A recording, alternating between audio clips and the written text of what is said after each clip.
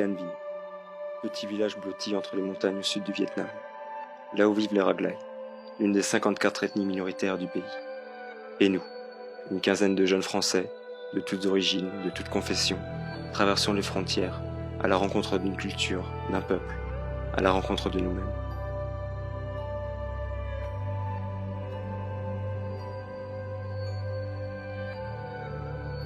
Moi, c'est Alexis, j'ai 26 ans, et j'étais déjà au Vietnam il y a 4 ans pour une première mission humanitaire. Et là, cette fois-ci, je me retrouve au centre du Lang Eng à Haguenau à partir à 1h du matin avec tout un groupe vers Francfort.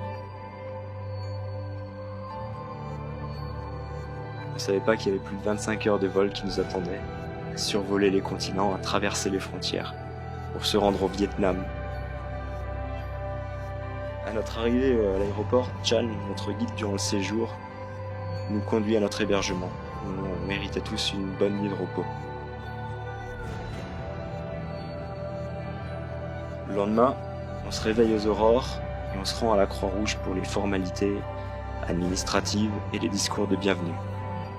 Puis, pas le temps de s'ennuyer, on se rend directement sur le chantier pour analyser le terrain, rencontrer les Raglai, voir leurs conditions de vie, et puis pourquoi pas poser les premières briques.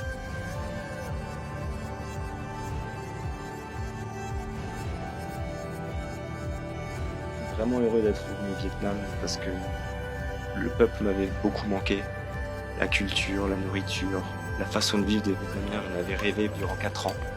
C'est vraiment une population qui m'a marqué, un style de vie qui m'a marqué, je les ai jamais oubliés depuis.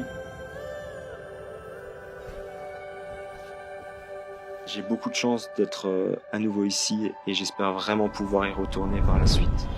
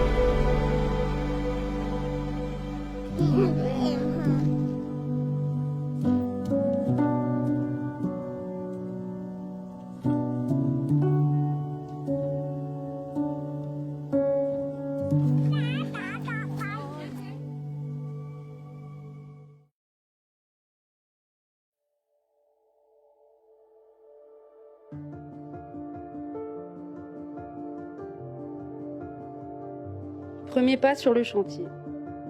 Moi c'est Saba, j'ai 24 ans.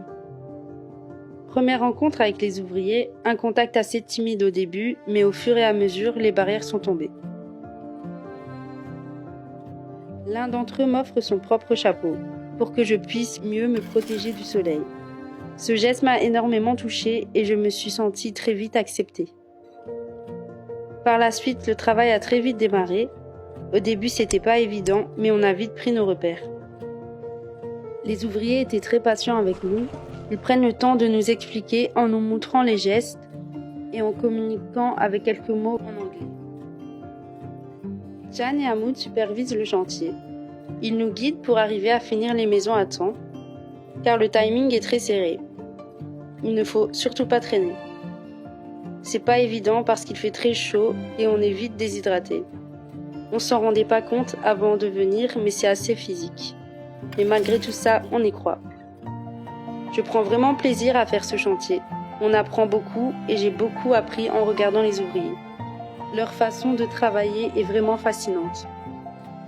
Pouvoir échanger avec des gestes, de la musique, sans parler la même langue, c'est vraiment une expérience inoubliable.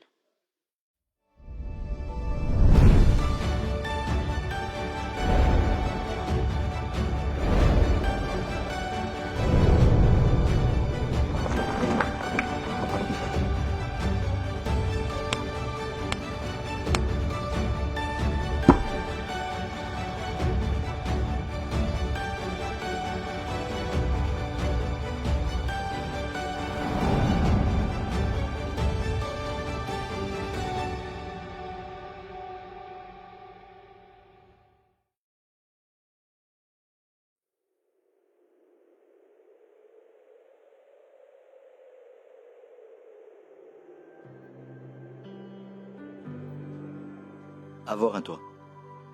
Je m'appelle Admire et j'ai 23 ans. Il y a quelques années à l'école, j'ai appris la pyramide des besoins. Tout en bas, il y avait le plus important. La sécurité, avoir un toit. Ça m'avait pas marqué plus que ça à l'époque. Mes parents ont toujours pu répondre à ce besoin pour moi.